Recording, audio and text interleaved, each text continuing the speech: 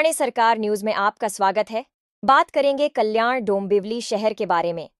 डोंबिवली में 62,000 पुस्तकें संकलित और स्थापित की गईं। भव्य राम मंदिर प्रतिकृति की कलश पूजा 19 तारीख को लोक निर्माण मंत्री रविंद्र चौहान द्वारा की जाएगी। श्रीकांत शिंदे फाउंडेशन के सहयोग से डोंबिवली में सावलाराम स्पोर्ट्स कॉम्प्लेक्स का उद्घाटन।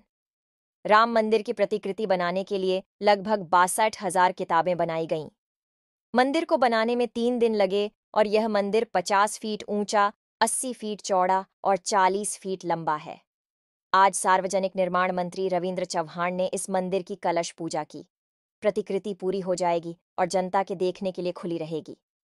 इस खेल परिसर में 19 जनवरी से 28 जनवरी तक अगाड़ी की ओर से एक पुस्तक प्रदर्शनी का आयोजन किया गया है।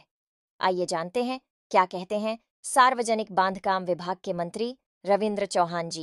गेली अनेक वर्ष काही फ्रेंड्स लायब्ररी आणि डोंबिवलीकर मध्ये असणारे डोंबिवलीतील सर्व प्रायोजक असतील सर्वजण मिळून आणि कल्याण डोंबिवली महानगरपालिका असं एकत्र विद्यमातून पुस्तकांचा आदानप्रदानाचा कार्यक्रम करत असतात। परंतु आपण सर्वांना माहीत आहे की 500 वर्षानंतर पूर्ण देशाला एक आनंद देण्याचं काम आदरणीय पंतप्रधान नरेंद्र मोदीजींनी केलं। 22 जानेवारीला भव्य असं श्रीरामाचं मंदिर हे अयोध्यामध्ये निर्माण होत आहे आणि त्याचा पूर्ण त्या मंदिरामध्ये रामलल्ला त्या स्वतः त्यामध्ये विराजमान होणार आहेत आणि याचा आनंद संपूर्ण देशामध्ये आहे आणि विशेष करून डोंबिवलीसारख्या शहरामध्ये तर आहेच।